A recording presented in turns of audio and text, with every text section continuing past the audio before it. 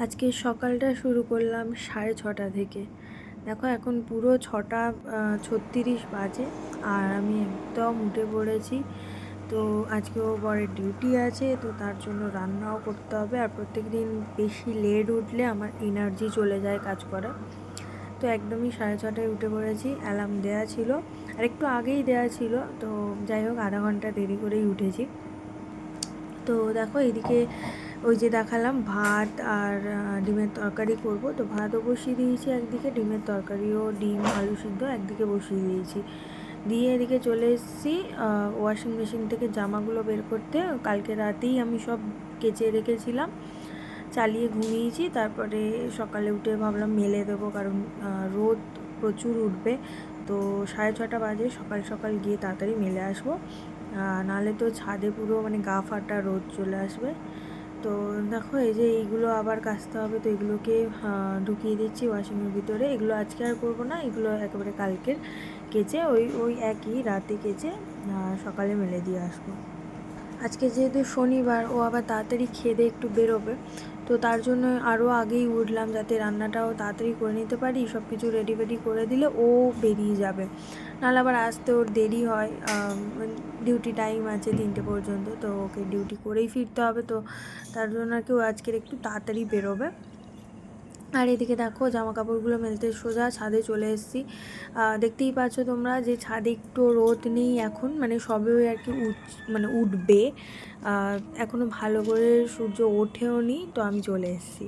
তো চেষ্টা করব প্রত্যেক দিনই এইভাবে কাজ করে নেওয়ার, কারণ সত্যি কথা বলতে সকালবেলা কাজ করে নিলে মুডও অনেক ফ্রেশ থাকে, ভীষণ ভালো লাগে।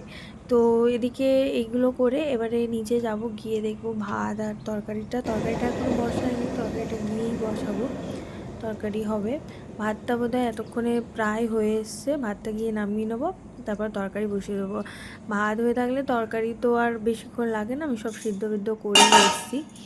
আর এই যে দেখো আলুগুলো ভালো করে ছাড়িয়ে নেবো, খোলাগুলো ওই ডিমের সাথে দিই বলে খোলাগুলো আর ছাড়াই না, লাস্টেই ছাড়াই। দিয়ে একেবারে এগুলোকে ভেজে তরকারিটা রেডি করে নেবো। তো হ্যাঁ, ও এখন ঘুমোচ্ছে, তো এর ফাঁকে আর কি যতটা তাড়াতাড়ি পারবো রান্নাবান্না করে একেবারে রান্নাঘরটা ছেড়ে দিয়ে চলে যাব ঠাকুর ঘরে।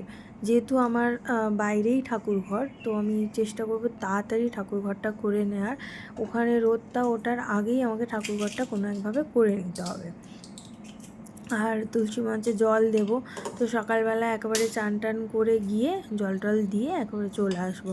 তাহলে আর ওকে ছেড়ে দিয়ে তারপরে যাব। এখনও ঘরও মুছিনি, ভাবলাম রান্নাটা করি, করে এগুলো সেরে নিই, রান্নাঘরটা নিয়ে তারপরে যাব স্নান করতে।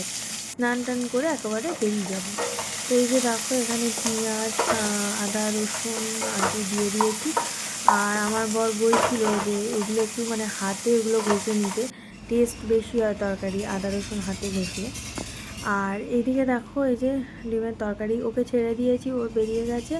আমার জন্যই একটা ডিম আছে আর ভাত আছে। আর এই যে কম্বল টম্বলগুলো একটু রোদেও দিয়ে দিলাম, রোদ খেলে তো ভালোই। তো প্রায়ই আমি একটু রোদে দিই ব্যালকনির ছাদে আর কি। আর এদিকে দেখো রান্নাঘরটা ভালো করে ঝাড় দিয়ে নেবো। রাতে অনেকটাই কাজ আমি সেরে রেখেছিলাম, ওই কারণে আর কি বেশি আর কি সেরকম একটা খাটতে হবে না, মানে ঝাড়টা আর কি খুব ভালো করে দিতে হবে না, ওই হালকা হাতে একটু দিয়ে একেবারে ঘর বাড়িটা ভালো করে মুছে নেবো। আর ওই যে ওই বারান্দাটা তো নোংরাই হয় না, খুব বেশি তো চলাফেরা হয় না, যেহেতু আমি একাই চলি, তো সেই কারণে খুব একটা নোংরা হয় না। এবারে যে ঘরে থাকি সেই ঘরটাই যা একটু নোংরা হয়। তো চলো ভালো করে সিঁড়িটিগুলো মুছে নিই, নিয়ে একেবারে চলে যাব স্নানে। কারণ এই আবার যদি স্নান করে এসে ঘর মুছতে যাই খুব গরম হবে, গা চ্যাটচ্যাট করবে, আবার জামা ছাড়তে হবে, তো অনেক সমস্যা। তো আগে ঘর বাড়িটা মুছে নিই, তারপরে গিয়ে স্নান করব। তো এই যে দেখো, আর এদিকে আমাদের কারেন্ট চলে গেছে হঠাৎই, মানে বেশিক্ষণ হয়তো যাবে না, যেহেতু আমাদের পুরো বাজারের লাইনের সাথে কানেক্টেড। তো কারেন্টটাও চলে গেছে বলে আরও কষ্ট হচ্ছে, একটু ফ্যানের হাওয়াও খেতে পাচ্ছি না। আর ঘরটা ওই যে মুছে আর এদিকে চলে এসেছি।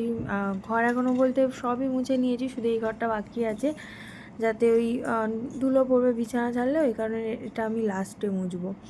তো ওই জন্য আর কি ও বেরিয়ে যাওয়ার পরে এই ঘরটা এসেছি পরিষ্কার করতে।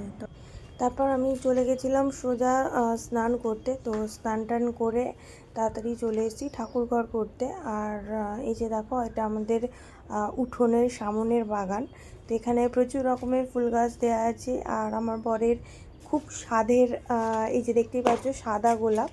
তো এই সমস্ত গাছ আর কি ও নিজে হাতে করেছে। আর কিছু জবা গাছ আছে যেগুলো আমারও খুব পছন্দের।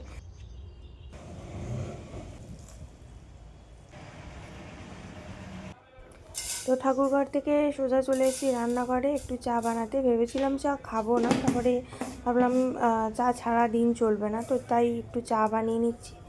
তো আজকে ভিডিওটা এই পর্যন্তই শেষ করছি। আবার দেখা হচ্ছে অন্য একটা ভিডিওর সাথে। তো তোমরা ভালো থেকো, সুস্থ থেকো।